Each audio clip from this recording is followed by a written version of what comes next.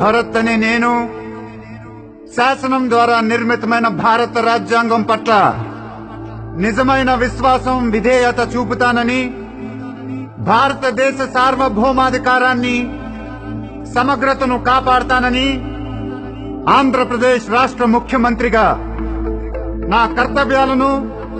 శ్రద్ధతో అంతఃకరణ శుద్ధితో నిర్వహిస్తానని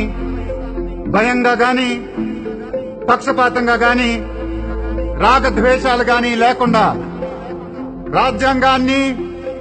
శాసనాలను అనుసరించి ప్రజలందరికీ న్యాయం చేకూరుస్తానని దైవ సాక్షిగా ప్రమాణం చేస్తున్నాను.